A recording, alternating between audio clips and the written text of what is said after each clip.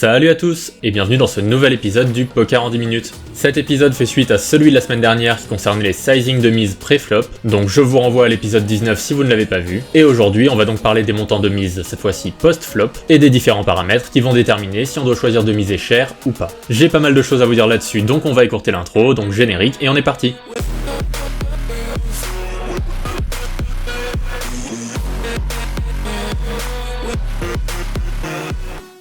La première chose qu'il faut savoir, c'est que les montants de mise vont être réfléchis et calculés non pas en nombre de grosses blindes ou en nombre de jetons, mais en fonction de la taille du pot. Quand on fait une mise ou quand on la paye, on va calculer combien de jetons on doit sortir de notre stack et combien de jetons on est susceptible de remporter. Et c'est pour ça que l'on va donc toujours comparer nos mises à la taille du pot. C'est le principe des cotes dont je vous ai déjà largement parlé. Pour simplifier, disons que le montant d'une mise va toujours se trouver dans une fourchette qui part de 10% du pot et qui va jusqu'à à peu près 150% du pot, c'est-à-dire une fois et demi le pot. Bien sûr, il n'y a rien qui vous interdit de miser plus que ça, mais si vous commencez à miser 6, 8 ou 10 fois le pot, eh bien la valeur du pot elle-même va perdre un peu en importance par rapport à la taille conséquente de votre mise, et à part dans de rares cas particuliers, notamment sur les tournois KO où on va avoir une prime à l'élimination d'autres joueurs, eh bien ce sont des montants de mise qui ne sont jamais utilisés. Donc pour rester dans le cas général, je vais considérer dans cette vidéo qu'on va toujours miser entre 10% et 150% du pot. C'est aussi important de se dire qu'on va plutôt utiliser la partie basse de cette fourchette quand il y a beaucoup de joueurs dans le coup. Effectivement, le 10 à 150%, c'est plutôt une fourchette qui est utilisée dans les pots à 2 joueurs, ce qui est le cas le plus fréquent. Mais si vous commencez à être 3, 4 ou plus de joueurs que ça dans le pot, on va avoir tendance à miser moins cher, et ce pour une raison simple, c'est une question d'espérance de gain.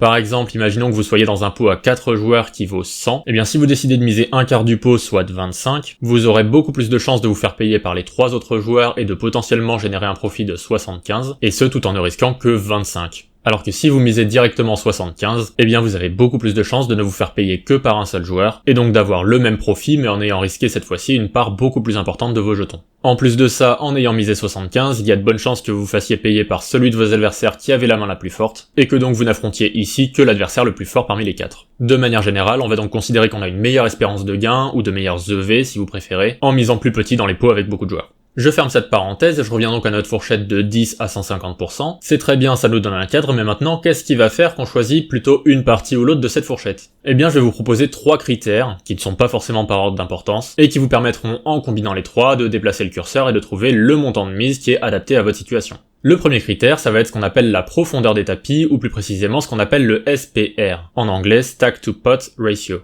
Le SPR, c'est un nom bien compliqué pour désigner un concept tout simple, c'est quelle taille fait notre tapis par rapport au pot. Si je prends l'exemple de cette main, le joueur de nous deux qui a le moins de jetons, c'est mon voisin de droite, c'est donc lui qui détermine le nombre maximum de jetons qu'on va pouvoir investir dans ce pot, et il a un tapis de 32,6 blindes. Par rapport au pot qui en fait 12,3, on constate donc qu'il a un SPR de un peu moins de 3, c'est-à-dire qu'il a dans son tapis un petit peu moins de 3 fois le pot. Le SPR c'est super important parce que ça détermine à quel point il est probable que dans une main donnée, les joueurs finissent par partir à tapis. Si vous avez une main très forte ou un très gros bluff, votre objectif à la fin d'un coup, ça devrait être de réussir à partir à tapis, soit pour essayer de remporter le maximum de jetons avec votre main forte, soit pour mettre le maximum de pression à votre adversaire avec votre bluff et le pousser à se coucher. Et donc pour cette raison-là, plus le SPR dans un pot devient gros, c'est-à-dire plus les joueurs ont de jetons par rapport à la taille du pot, plus on va avoir tendance à utiliser de gros voire de très gros sizing. Alors pas forcément avec toutes nos mains, mais en tout cas avec les mains les plus fortes et les bluffs les plus ambitieux. Alors qu'on va utiliser les sizing intermédiaires avec des mains elles aussi un peu plus intermédiaires, qui ont plutôt envie de contrôler la taille du pot et qui n'ont pas nécessairement envie de partir à tapis à la river. Alors que dans le cas où le SPR est suffisamment petit, eh bien ça veut dire que les joueurs n'ont pas beaucoup plus de jetons que la taille du pot. Donc dans ces cas-là, on n'a pas forcément besoin d'utiliser de très gros sizing de mise pour construire un gros pot nous permettant de partir à tapis à la river, puisque quoi qu'il en soit, les joueurs sont de toute façon assez proches du tapis. Donc dans le cas où le SPR est beaucoup plus petit, on va utiliser des sizing qui font partie de la partie basse de la fourchette, donc entre 10% et 50% du pot.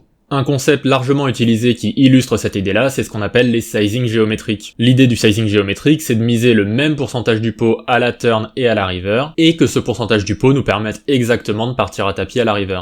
Je prends l'exemple de cette main, ici avec mon brelan de 8, j'ai déjà décidé dès la turn que j'avais envie d'essayer de jouer pour l'intégralité du tapis de mon adversaire. Je vais donc miser 9 blindes dans 12, ce qui correspond à 3 quarts du pot. Et ici, si mon adversaire me paye, on aura donc construit un pot qui fera 30 blindes à la river, et il n'en restera pour partir à tapis que 23 à mon adversaire, ce qui fait aussi à peu près 3 quarts. L'idée c'est d'avoir une construction de la taille du pot qui se fasse de manière à peu près fluide, et de justement ne pas se retrouver à devoir faire une mise de 200% pot à la river si on a envie de faire tapis. Une autre stratégie très intéressante importante qui peut faire baisser le SPR, c'est le 3-bet préflop. Ici, je relance avec Dame Valet et mon adversaire en grosse blinde va se contenter de payer. On va donc jouer dans un pot qui fait 6 blindes alors qu'on en joue tous les deux plus de 90. Le SPR est donc vraiment énorme, mais vous voyez, si ici, à la place de payer, mon adversaire avait décidé de me 3-bet à, disons, une dizaine de blindes, c'est une mise que j'aurais tout à fait pu payer à cette profondeur avec Dame Valet off, et on se serait donc retrouvé à 2 au flop dans un pot de 20 blindes avec un stack de seulement 80 blindes. On serait donc passé d'un SPR qui est supérieur à 10 à un SPR de à peu près 4, et ça aurait donc complètement changé la dynamique du coup, puisque l'un comme l'autre, on aurait pu faire des mises qui ne sont pas si importantes que ça, et qui auraient pu pousser l'adversaire à tapis.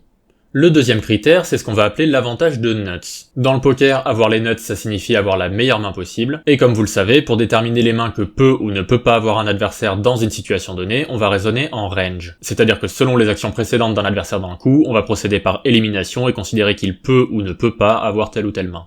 L'avantage de nuts, ça désigne donc quel est le joueur dans le pot qui est le plus susceptible d'avoir la main qui est les nuts, c'est-à-dire d'avoir la meilleure main possible. Pour illustrer ça, je vais vous prendre un exemple. Imaginons que vous êtes au cut-off, vous relancez avec As-7 suité, et tout le monde se couche jusqu'à la grosse blinde qui va décider de défendre. Si le flop vient Dame Valet 10, eh bien c'est vous, depuis le cut-off, qui avez un clair avantage de nuts. C'est-à-dire que la meilleure main possible sur ce board-là, c'est As-Roi, qui fait quinte, As-Roi Dame Valet 10, et comme vous avez relancé depuis le cut-off, vous êtes susceptible de l'avoir, alors que le joueur en grosse blinde, comme il ne vous a pas sur-relancé pré-flop, eh bien il est très improbable qu'il dispose de As-Roi dans sa range. Vous êtes donc ici dans une situation dans laquelle vous avez l'avantage de nuts. Et cet avantage de nuts, comment est-ce qu'il va impacter nos mises? Eh bien tout bêtement, le fait d'avoir l'avantage de nuts, ça nous permet mécaniquement de miser plus cher. Que ce soit parce que vous avez effectivement la main qui dispose des nuts ou pas, vous allez avoir envie de miser plus cher dans ces situations-là, précisément parce que les nuts sont une main que vous pouvez représenter alors que votre adversaire n'est pas susceptible d'avoir cette main-là dans la situation donnée. A l'inverse, si c'est votre adversaire qui a l'avantage de nuts, il est plutôt recommandé de miser moins cher, voire dans certaines situations de ne pas miser du tout.